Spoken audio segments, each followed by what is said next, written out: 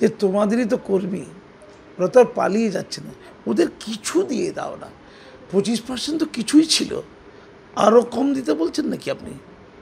আর এরপর তো খেলছে, কিছু খেলে দাও না, এটা খেলা হচ্ছে তো। শুভনন্দন দিদি বলেছে ডিএ নন্দন চলে আসবে, আর কি একটা হচ্ছে না বরাও বলে কি একটা dot dot dot dot dot beep beep beep beep নন্দন। সত্যি অভিনন্দন জানাই মাননীয়া, আপনি একটা কাজ করুন, ডিএ দেওয়া দেবো না এটা বলে দিন সুপ্রিম কোর্টে গিয়ে, আর কিছু করতে হবে না, এত নাচাবেন না প্লিজ।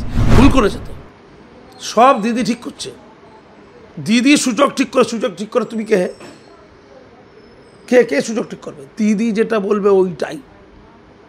কিভাবে কোভিডের সময় মাস্ক পরতে হবে কে দেখিয়ে দিয়েছিল? ডাক্তার দিদি দেখিয়ে দিয়েছিল। সুপ্রিম কোর্টটা দিদি মনে করছে তার, আর এখানে একটা হাইকোর্ট আছে না, গেরুয়া গেরুয়া ভাব আছে, বড্ড বেশি চাড্ডি মার্কা। একটা চাড্ডি ছিল না, জাস্টিস গাঙ্গুলি, তাড়িয়ে দিয়েছে। আমি বাকিদের কথা বলবো না। স্যার একেবারেই যেমনটা দেখতে পেলাম, গত সপ্তাহে একেবারে টানা 4 দিন ম্যারাথন শুনানি হলো ডিএর। সেই শুনানির একেবারে শেষ দিনে, শেষ সময় এসে অ্যাডভোকেট কপিল সিব্বাল তিনি বলেছিলেন তিনি কিছু বলতে চান, তার 10 মিনিট সময় লাগবে। কোর্টের সময় শেষ হওয়ার জন্য আজকে একেবারে শুনানির ডেট দেওয়া হয়। হঠাৎই আজকে অন্য কোনো গুরুত্বপূর্ণ বেঞ্চের মামলা পড়ে যাওয়ায় তিনি আজকে আসতে পারেননি, এমনটাই সুপ্রিম কোর্টে জানিয়েছেন। কি বলবেন, এটা কি রাজ্যের আবারও কোনো চাল?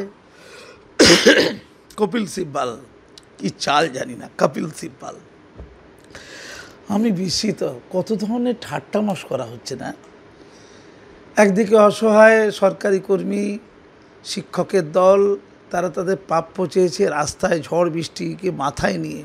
আমিও তো হেঁটেছিলাম কদিন আগে নবান্ন অভিযানে। ওরা তো শিক্ষক, ওরা তো সরকারি কর্মী, ওরাই তো জনগণের ন্যায় দেবে। সরকারি যে কর্মসূচিগুলো আছে সেগুলো বাস্তবায়ন করে কারা? সরকারি কর্মীরা। তারা যদি ঠিকমতো কাজ না করে রাষ্ট্রযন্ত্র ভেঙে পড়বে, রাষ্ট্রের মানুষ জনগণ লাভবান হবে না। মনে হয় সরকার কিছু এসে যায় না, জনগণের লাভ হয়ে কী হবে? আমাদের পার্টির লাভ, পার্টির কথা নেতার লাভ, আর কিছু তোলাবাজের সিন্ডিকেট বাজের ওই লোকদের লাভ হলেই হবে।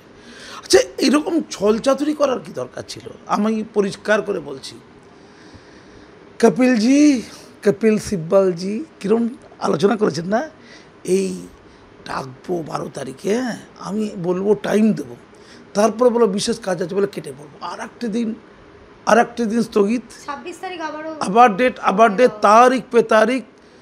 কত সুন্দর বলেছিল সানি দেওয়াল ওই সিনেমাতে, কি নাম, দামিনী, তারিখ পে তারিখ করে হিট হয়ে গিয়েছিল। আর ও তো বলেছে আমি করে দেখাবো, শুধু তারিখ পে তারিখ করাবো। এই জন্য টাকা প্রতিটা তারিখ নিচ্ছে, আর টাকা নিচ্ছে। কার টাকা গো? আমার টাকা, আমার ট্যাক্সের টাকা। আমরা ট্যাক্স দিয়ে সরকারকে বাঁচিয়ে রেখেছি। আসলে মাননীয়া খুব ভালো বোঝেন, ভোটটা বোঝেন, উনি খুব ভোটটা বোঝেন, কবিতাটাও বোঝেন, অবশ্য কবিতাটাও ভালো বোঝেন। ভোটে উনি বুঝেছেন দেব না, কেন শত শত কোটি টাকা দিতে যাব? আমি সুপ্রিম কোর্টকে ঠিক বুঝতে পারি না, জানেন আমার মাথায় আসলে বুদ্ধি কম তো আমার। আচ্ছা, যখন সুপ্রিম কোর্টে বলল যে বকেয়া দিয়ে পুরোটা দিতে হবে, ওরা বলল না না না না না, দিদির নেই, কোমর ভেঙে যাবে, ওই কোমরটা ভাঙবে, ওই হাঁটু ভাঙবে না বলেনি তো? আচ্ছা, কোমর ভাঙবে বলেছে না, হাঁটুটার কথা বলেনি। আচ্ছা, এটা পরে হাঁটু ভাঙবে বলবো আর কি। তো ভেঙে যাবে, কি দয়ার শরীর সুপ্রিম কোর্টের জাস্টিসের, তাই তো? ঠিক আছে 25%ই দাও, তারপরেও দেবো না, মানে সঠতা। দু ধরনের আচরণ আছে, এক হচ্ছে সত্যি প্রবলেম আছে, সমস্যা আছে, আর হচ্ছে সঠতা, হটকারিতা, ট্রিক্স, চালাকি। খুব ইন্টারেস্টিং ব্যাপার এটা। এতগুলো সরকারি কর্মী, এতগুলো শিক্ষক, এতগুলো অন্যান্য কর্মী যারা ডিএ পায়, তাদের সাথে চালাকি হচ্ছে। আচ্ছা, এই যে সুপ্রিম কোর্টের রায় নির্দেশ মানল না, আমি বুঝতে পারি না, কোনো শাস্তি নেই। সুপ্রিম কোর্ট বলছে না, সুপ্রিম কোর্টে একটা কথা বলে যেমন ভালো লাগেনি, যেন ওই ভিক্ষা দিচ্ছে আর কি। তোমাদেরই তো কর্মী, ওরা কি পালিয়ে যাবে? ওদের একটু দিয়ে দাও না। না, দিতে হবে না, ওইবার দিতে হবে না। আমি অন্তত ভিক্ষা চাই না। আমি কাজী মাসুম আক্তার, আমার ডিএর ভিক্ষা দরকার নেই, ওই ভিক্ষা আমি নেবো না। প্রাপ্য হলে নেব, নাহলে নেব না। আর ওই ভিক্ষাই নাকি? সুপ্রিম কোর্টের ভাষা ভালো লাগেনি আমার। আমি সর্বোচ্চ ন্যায়ালয়কে অত্যন্ত সম্মান জানিয়ে বলছি, ওই শব্দ আমার ভালো লাগেনি, যে তোমাদেরই তো কর্মী, ওরা তো আর পালিয়ে যাচ্ছে না, ওদের কিছু দিয়ে দাও না। 25% তো কিছুই ছিল, আরও কম দিতে বলছেন নাকি আপনি? আর এরপর তো খেলছে, কিছু খেলে দাও না, এটা খেলা হচ্ছে তো। আবার ডেট, এরপরে কপিল সিব্বলের পেটের প্রবলেম হবে, তারপর দাঁতের প্রবলেম হবে, তারপর চুলের প্রবলেম হবে, আরও ডেট চাইবে, তারিখ পে তারিখ হবে। আর ওরা গাছতলায় বসেছিল, ওরা যতক্ষণ না শ্মশান তলায় যাবে, শ্মশানের গান গাইবে, যতক্ষণ না ভোটের রাজনীতিতে কঠিন কারণ হয়ে উঠবে, ততক্ষণ মনে চলবে না। ওই টাকায় কী হবে? লক্ষ্মীর ভাণ্ডার হবে, ট্যাব হবে, পুজো হবে, খেলা হবে। তোমরা যারা মহিলারা আছো, তোমাদের ডবল করে দেবে টাকা। 1000 জায়গায় 2000 করে দিলে কম নাকি? সব ভোট দিয়ে দেবে। কোটা ভোট এদের, ওদের ভোট অনেক বেশি। শুধু ভোট ভোট ভোট, ভোটের মধ্যেই লুকিয়ে থাকে নোট। তাই নোটটা ওখানে ছাড়বে না, নোটটা ভোটে ছাড়বে। ধন্যবাদ। আচ্ছা, আমরা যেমনটা জানি মূল্য বৃদ্ধির সাথে সাথে ডিএ বৃদ্ধি পায়, এমনটাই বিভিন্ন ক্ষেত্রে জানা আছে। রোপারুল 9ও একই লেখা আছে, কিন্তু সেই জায়গায় একেবারে শুনানির আগেই রাজ্যের পক্ষ থেকে হলফনামা জমা দেওয়া হয়েছে এবং সেখানে স্পষ্টত উল্লেখ রয়েছে যে ডিএ স্ট্যাটিক, ডাইনামিক নয়। কি বলবেন?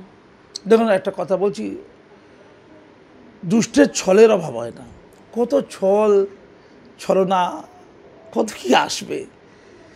আমি পরিষ্কার করে মাননীয়াকে বলছি, আপনি কোর্টে একটা বক্তব্য বলুন, ডিএ দেবো না, তারপর বুঝে না যাবে। আপনি যেমন বলছেন শাস্তি দেব না, ডব্লিউবিসিএস এক্সিকিউটিভ যারা অফিসার, যাদের বিরুদ্ধে নির্বাচন কমিশন শাস্তি ঘোষণা করেছে, রাজ্য সরকার বলেছে তাদের বিরুদ্ধে শাস্তি আরোপ করতে, রাজ্য বলে দেবো না শাস্তি।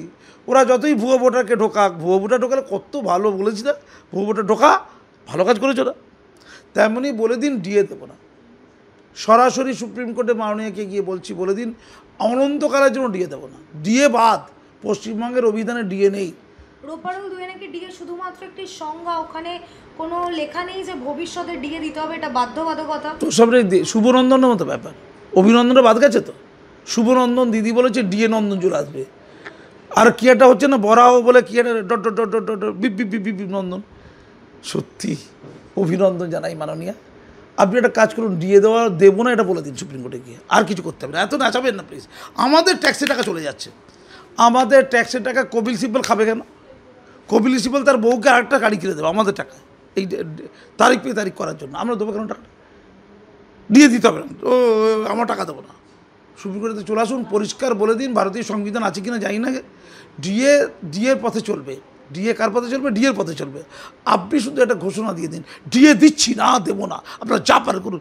সুপ্রিম কোর্টের চেতাবলী দিয়ে দিন, রাস্তায় যেমন চেতাবলী দেন সবসময়, যে কখনো রয়্যাল বেঙ্গল টাইগার, কখনো সিংহ হয়ে যাবেন, আপনি সুপ্রিম কোর্টে গিয়ে ডিএ দেবো না বলে সিংহ হয়ে যান, চ্যাপ্টারটা ক্লোজ করে দিন। আমার কাছে তোমরা বুম নিয়ে আসবে না, আমার গলা বেঁচে যাবে, অন্তত এইটাই কি কম রক্ষে। ধন্যবাদ। স্যার, একেবারেই আমরা দেখতে পাচ্ছি এই যে হলফনামা থেকে শুরু করে সুপ্রিম কোর্টের শুনানি, একাধিক ক্ষেত্রে তারা একটি প্রসঙ্গ তুলেছেন যে দিল্লির বঙ্গভবন এবং চেন্নাইয়ের ইউথ হস্টেল, সেখানে নাকি লিভিং অফ কস্ট বেশি, সেই অনুযায়ী ডিএ দেওয়া হয়। অন্যদিকে চেন্নাইয়ে নাকি তামিলনাড়ুর হারে ডিএ দেওয়া হয়। এখানে কি লিভিং অফ কস্ট নেই? এখানে তাহলে ডিএ দেওয়ার ক্ষেত্রে এতটা অরাজনীতি কেন হচ্ছে? মানে এটা কে বলেছে? এটা রাজ্যের পক্ষ থেকে বলা হয়। বিশাল কথা বলেছে। আমরা রাস্তায় শোবো, ঝালমুড়ি খাবো, পুকুরে স্নান করব, পুকুরে স্নান করতে গেলে দু একটা মাছ পেয়ে গেলে তা রান্না করে খাবো। আমাদের বড় বড় বিল্ডিং দরকার নেই, ওটা গুজরাটি মারোয়ারিরা কিনবে। নিউ টাউনটা গুজরাটি মারোয়ারিদের জন্য, সল্টলেকটা গুজরাটি মারোয়ারিদের জন্য। বাঙালি লোকরা খবরের কাগজ পড়বে, দিদির কবিতা ওড়াবে, এপাং ওপাং ঝপাং নিয়ে ব্যস্ত থাকবে, চায়ের দোকানে চা খাবে, চপের দোকানে চপ খাবে, তার সাথে মুড়ি খাবে। এই যাদের লিভিং স্ট্যান্ডার্ড, তাদের ডিএ লাগে না। একেবারে কারেক্ট বলেছে দিদি, বুঝে গেছে। বাঙালিরা এখন ওই স্তরে আছে, তাদের মান উন্নয়নের দরকার নেই ফিনান্সিয়ালি। তারা অর্থ চায় না, তারা গান চায়, কবিতা চায়, তারা ডোভাল লেনে যায়, তারা সঙ্গীত বাজায়, তারা সরোদ বাজায়, তারা অন্য উচ্চাঙ্গের চিন্তাভাবনা করে, তারা মুরগা মশাল্লাম চায় না, তারা ছোট্ট একটু পোস্ত আলু ভাত চায়। তাদের লিভিং স্ট্যান্ডার্ডটা ওখানেই খায়। তাই ডিএ দরকার নেই, ডিএ অন্য রাজ্যে দরকার, তাহলে এই গুজরাটে রাজ্যে কোন সূচক মেনে ডিএ দেওয়া হচ্ছে? প্রশ্ন তো উঠছে, বিচারপতি ওই প্রশ্ন করছে। ভুল করেছে তো, সব দিদি ঠিক করছে। দিদি সূচক ঠিক করে, সূচক ঠিক করে তুমি কে? কে কে সূচক ঠিক করবে? দিদি যেটা বলবে ওইটাই। কিভাবে কোভিডের সময় মাস্ক পরতে হবে কে দেখিয়ে দিয়েছিল? ডাক্তার। দিদি দেখিয়ে দিয়েছিল। কিভাবে ঝাড়ু দিতে হবে কে দেখিয়ে দিয়েছিল? ঝাড়ুদার। দিদি দেখিয়ে দিয়েছিল। কিভাবে চাষ করতে হবে, রান্না করতে হবে সব কে দেখিয়ে দেয়। ফালতু সব কথাবার্তা। সূচক দেখাতে আসবে না, সূচক দিদি দেখাবে। সূচক হচ্ছে তেলে ভাজার দোকানে, সূচক হচ্ছে ঝালমুড়ির দোকানে, এবং ওই কচুরি পানার বালিশের মধ্যে সূচক ঢুকে গেছে। তারপরে এইদিকে তো বোমা শিল্প আছেই। বেশি কিছু উন্নত চাইলে বোমা তৈরি করো। আর মনে যদি ব্যথা লাগে, খুব যদি মনে ব্যথা, একটু মাদক খেয়ে নিও শোবার আগে। তারপরে বাঁশতলায় পাটতলায় শুয়ে পড়ো। কখনো কখনো বিকৃতি এসে গেলে দু একটা কুকর্মও করে দাও। কী আর হয়েছে? ও যে টাকা ধরা আছে, বাজেটে রাখা আছে। ধন্যবাদ স্যার। একেবারেই শেষ প্রশ্ন, আইনি ভাষায় বলতে গেলে এই যে ডিলেটরি ট্যাকটিসের বারংবার সাহারা নিচ্ছে রাজ্যের পক্ষ থেকে, এই রাজ্য সরকারি কর্মচারীরা আইনি লড়াইও যেমন করছেন, রাস্তায় রাজপথেও সেরম লড়ছেন। এই ডিএ তারা কি ছিনিয়ে আনতে পারবেন? আপনার কি মত? কিংবা সুপ্রিম কোর্টের ভূমিকা নিয়ে কি বলবেন? তাদের কি করণীয় বলে আপনার মনে হয়? ভূমিকাটা সুপ্রিম কোর্টের। খেলা হবে, দেবাংশু খেলবে, বাংলাদেশের লোকটির খেলাটার সাথে শওকাতের সাথে, ওসমান শওকাতের থেকে কেড়ে নেবে, খেলা হবে। এই যে খেলা হচ্ছে, সরকারি কর্মীরা চুপ করে থাকবে, তারা তাদের দিয়ে খেলা হবে না? খেলা হচ্ছে। সুপ্রিম কোর্ট যদি চুপ থাকে, খেলা চলতেই থাকবে। খেলার অনেক জ্বালা আছে, কান্নাকাটির মেলা আছে। খেলার অনেক জ্বালা আছে, কান্নাকাটির মেলা আছে। দিদি সেটাই করছে। সুপ্রিম কোর্টে যদি গায়ে না লাগে, এমনটাই চলতে থাকে। কিন্তু রাজ্য সময় চাইলে তো বারংবার সুপ্রিম কোর্ট সময় দিচ্ছে। অনন্তকাল ভালোবাসে 3 বছর ধরে সুপ্রিম চলছে এই কোর্টটা। DA। দিদি মনে করছে তার। আর এখানে একটা হাইকোর্ট আছে না, গেরুয়া গেরুয়া ভাব আছে। বড্ড বেশি চাড্ডি মার্কা। একটা চাড্ডি ছিল না, জাস্টিস গাঙ্গুলি তাড়িয়ে দিয়েছে। আমি বাকিদের কথা বলবো না।